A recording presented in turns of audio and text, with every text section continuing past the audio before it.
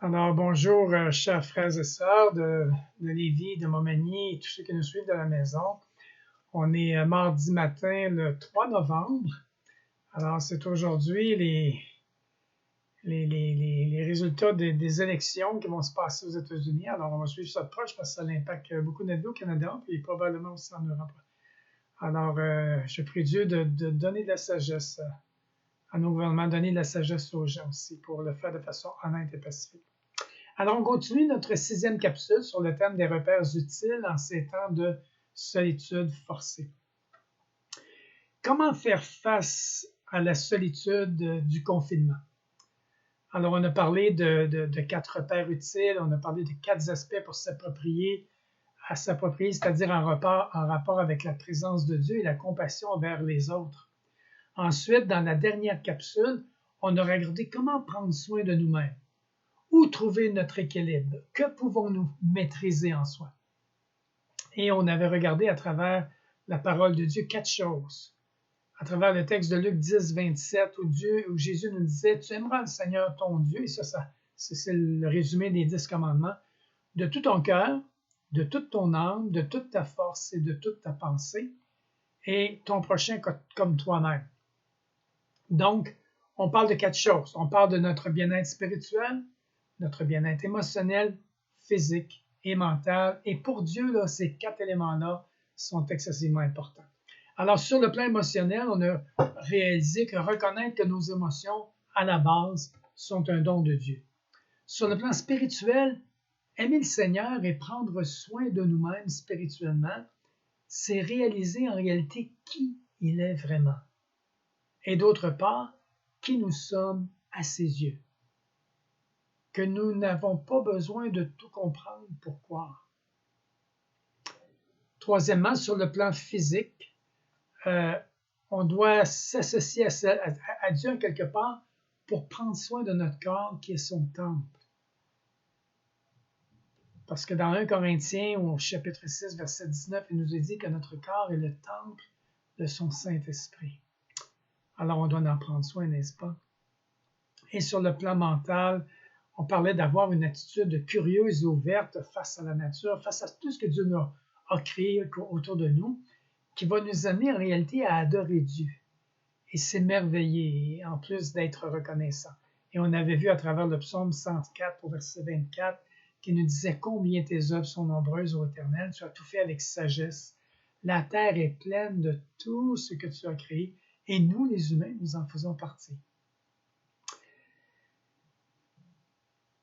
Et cette semaine, on va regarder à travers certains éléments l'expérience de David face à la solitude. Le roi David, qui est un grand serviteur de Dieu, est considéré pour nous aussi des aspects positifs qui découlent de ce temps de confinement. Alors, prenons quelques instants pour prier notre Père céleste. Père, nous voulons te connaître toujours plus pour mieux t'aimer, pour mieux te connaître, pour mieux te servir aussi. Apprends-nous à regarder vers toi. Apprends-nous à te faire confiance dans toutes nos circonstances, celles que nous vivons actuellement, qui est le confinement, mais dans toutes autres circonstances aussi. Et surtout à te laisser œuvrer en nous, afin de nous rendre toujours de plus en plus semblables à ton Fils Jésus. C'est dans le beau nom de Jésus qu'on te le demande, Père. Amen. Alors, chers amis, vous savez, les bureaux des médecins sont remplis actuellement de gens qui souffrent émotionnellement et qui ne comprennent pas pourquoi ils se sentent si seuls et si déprimés. Et j'aimerais vous dire que la réalité qui est derrière ce mal-là, en quelque part, de vivre, est le fait, du moins je crois, qu'ils ont exclu Dieu de leur vie. Ils ont fermé la porte à cette relation d'amitié-là avec Dieu, puis et ils ont rejeté aussi trop souvent leurs besoins des autres et se sont isolés. Maintenant, pour nous, quelle différence cela fait-il d'avoir Dieu dans notre vie? Et on va regarder comment nous pouvons faire de la solitude une source positive qui nous rapproche de Dieu. Alors, la première question, comment quelle différence cela fait-il d'avoir Dieu dans notre vie? Bien, au départ, comment avoir Dieu dans notre vie? C'est dans cette communion avec Jésus, en passant du temps, en se nourrissant de sa parole. La différence, c'est dans la relation. Rappelons-nous que Jésus a vaincu l'ennemi, les tentations de l'ennemi après avoir été baptisé. On dit que le Saint-Esprit l'a emmené dans le désert afin d'être tenté. Et il a vaincu les tentations de l'ennemi en se servant de la parole de Dieu. Et nous devons agir de même, nous aussi. Et c'est pourquoi je vous ai invité à mémoriser des textes récemment, à prendre l'habitude de les mémoriser. Pourquoi ils deviennent des armes contre l'ennemi. Alors, j'aimerais vous donner l'exemple de David, qui était un homme exactement comme vous et moi. Alors, David était un homme selon le cœur de Dieu, mais souvent on le voit comme quasiment un personnage surnaturel. Mais non, David était exactement comme vous et moi. Et c'est ce qu'il a fait quand il était jeune et en vieillissant dans des moments d'adversité, de solitude. Il a proclamé, et laissez-moi vous mettre ce qu'il a proclamé, c'est tellement intéressant ces versets-là. Le psaume 16 au verset 11, David dit « Tu me feras connaître le sentier de la vie. Il y a d'abondantes joies devant ta face, des délices éternelles à ta droite. » Et on sait que les délices éternelles à la droite de Dieu, c'est Jésus qui est assis à côté de lui. C'est la personne même de son Fils. C'est la relation personnelle qu'on a avec Jésus par le Saint-Esprit. Alors, il est important de réaliser qu'il n'y aura jamais de gouffre trop profond, ni de solitude trop grande, ni de situation trop stressante même pour Dieu. Il nous dit lui-même dans le psaume 46 au verset 10, « Arrêtez et sachez que je suis Dieu. » Jésus nous dit d'une autre manière dans Matthieu 11, 28 à 30, quand il dit « Venez à moi, vous tous qui êtes fatigués et chargés, et je vous donnerai du repos.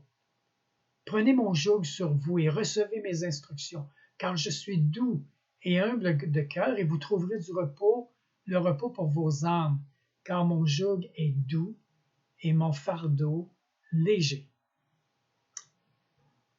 Alors, souvenons-nous que David avait dû fuir Saül. Il avait quitté sa famille et ses amis pour échapper au roi qui voulait sa mort, au roi Saül.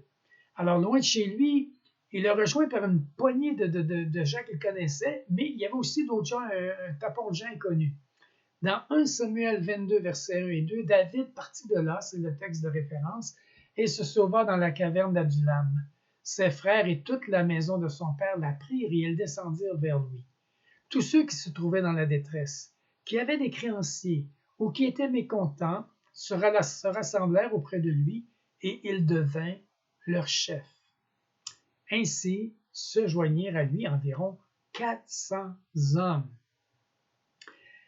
Alors leur présence avait vraiment dû adoucir la tempête émotionnelle de David qui était isolé, là, qui était exilé et carrément étiqueté de traître là, dans les circonstances et poursuivi. Mais cela n'a pas certainement dissipé son sentiment de solitude. D'ailleurs, il était caché dans la caverne d'Adulam, c'est ce qu'il nous écrit, et il essayait de comprendre tout ce qui venait d'arriver. Quand le roi Saül a su où se trouvait David, il s'est mis à le traquer pour le tuer. David savait qu'il ne pouvait pas changer la situation. David devait se sentir encore plus seul et j'oserais dire plus inquiet aussi. Mais en lisant les psaumes, on découvre qu'il n'a pas tombé dans le piège de l'inquiétude de l'ennemi, c'est-à-dire de s'inquiéter, de craindre. Au contraire, dans sa jeunesse, David avait appris plusieurs vérités, on peut dire bouleversantes au sujet de la solitude. Jeune berger, il prenait soin des moutons de son père et même s'il a occasionnellement probablement rencontré d'autres bergers à l'occasion, il était seul la majeure partie de son temps. Cependant, on n'entend pas David dire un seul mot de plainte ou de négatif. Pourquoi? Parce qu'il était vraiment conscient d'être dans la présence de Dieu. Cette profonde vérité, j'oserais dire, a dirigé la manière dont il a fait face à l'adversité et à la solitude qu'il a éprouvée un peu plus tard dans sa vie. Et dans le psaume 55 au verset 23, c'est écrit « Remets ton sort à l'Éternel et il te soutiendra, il ne laissera jamais chanceler le juste. Alors, inévitablement, nous nous sentirons seuls à l'occasion. Parfois, même parfois se sentir seul dans une salle d'attente qui est bondée de monde ou dans un autobus. Là. Mais en d'autres moments, on va être très heureux de se trouver seul. Et je vais vous donner une deuxième partie de texte.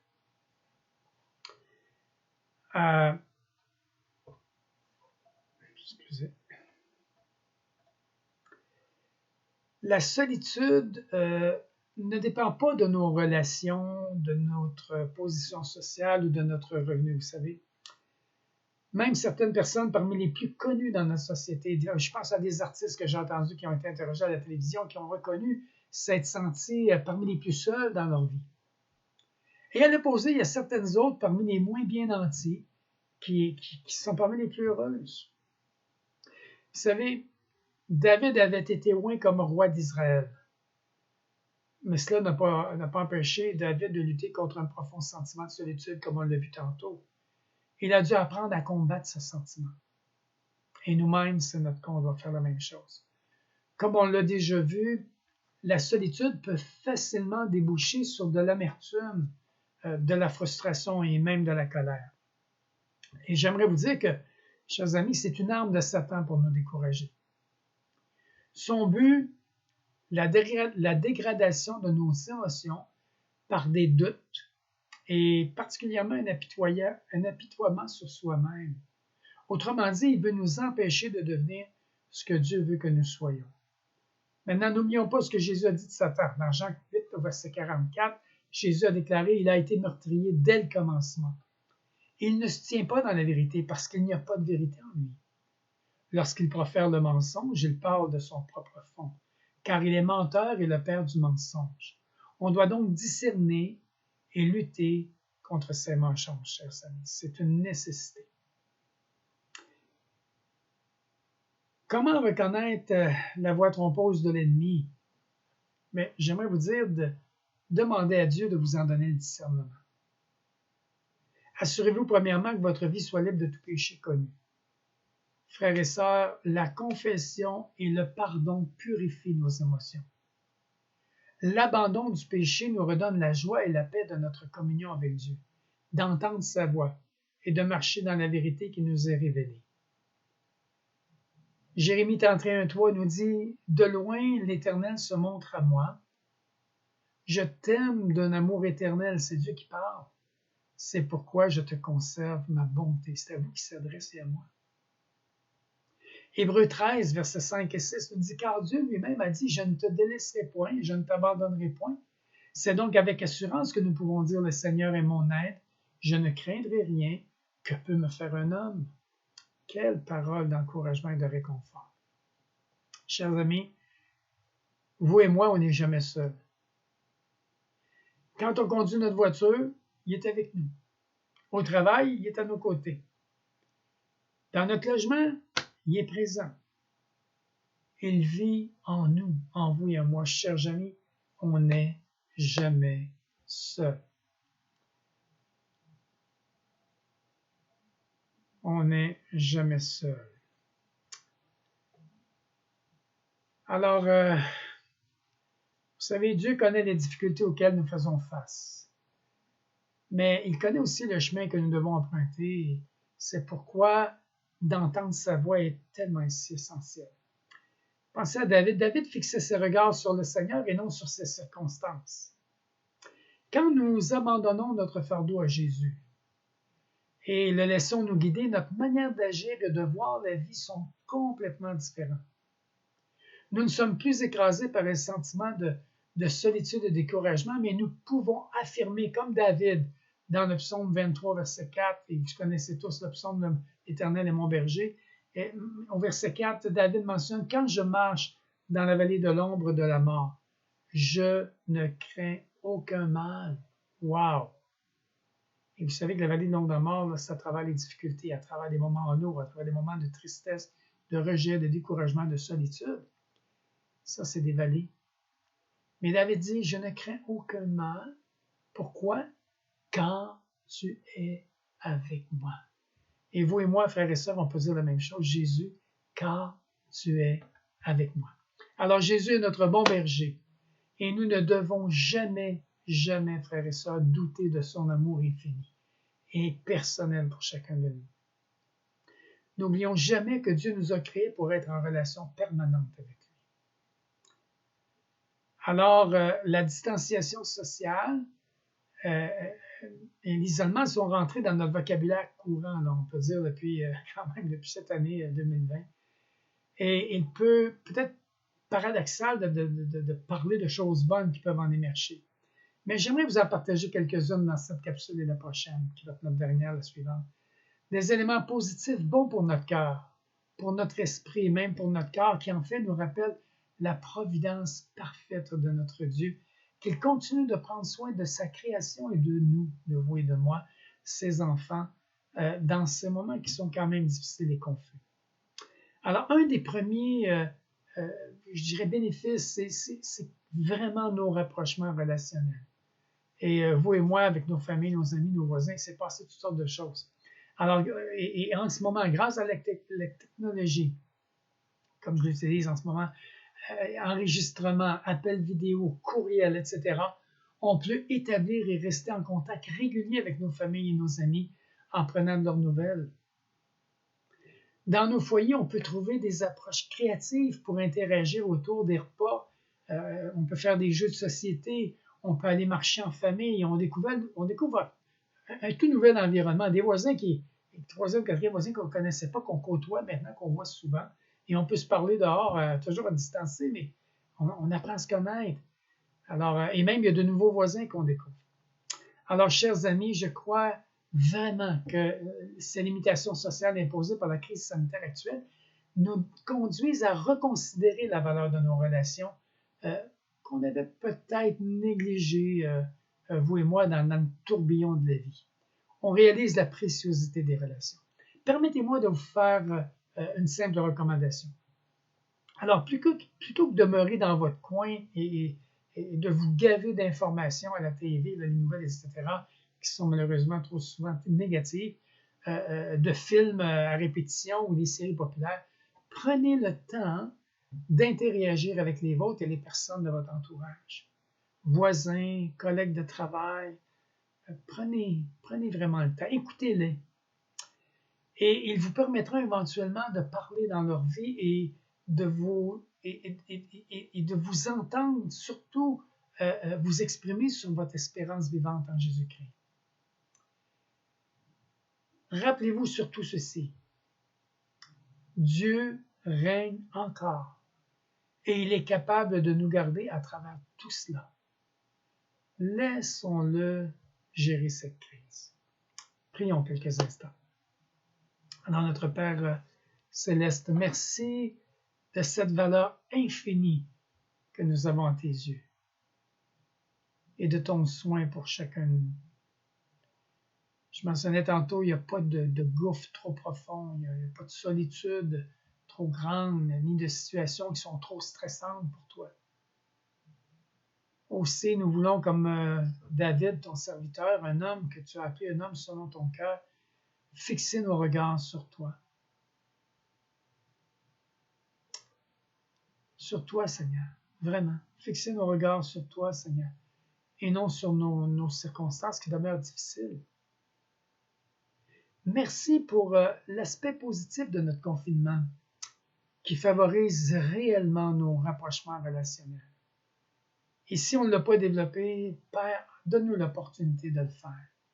Ces rapprochements relationnels qui nous permettent de prendre le temps d'interagir en famille, avec des voisins pendant nos marches, avec des amis, que ce soit par la technologie ou en marchant dans le voisinage, peu importe. Seigneur, ouvre les portes, nous t'en prions devant nous, pour que nous puissions leur parler de toi, leur montrer le chemin de la croix et leur faire connaître la vie éternelle qui est en Jésus-Christ. Ô Père, devance-nous, envoie ta bénédiction devant nous et attire-les à Jésus, nous t'en prions. Dans le beau nom de Jésus, notre Seigneur et Sauveur. Amen. Alors, frères et sœurs, pour jeudi, on va continuer et finir cette série-là. Ça va être notre dernière capsule, en voyant comment nous pouvons faire de la solitude une source positive qui nous rapproche particulièrement de Dieu. Alors, je vais vous inviter à lire Luc chapitre 12 au verset 25. Je vais vous le mettre à l'écran. Luc 12 au verset 25, 1 Thessaloniciens 5 au verset 18 et Philippiens 4, versets 6 et 7. Et je vous inviterai à prendre le temps d'en mémoriser les trois si vous êtes capable, mais au moins un des trois qui va, vous savez, qui va coller à votre réalité. Alors, sur ce, je vous souhaite de passer une merveilleuse journée, que Dieu vous bénisse et que vous puissiez vraiment goûter sa présence. Amen.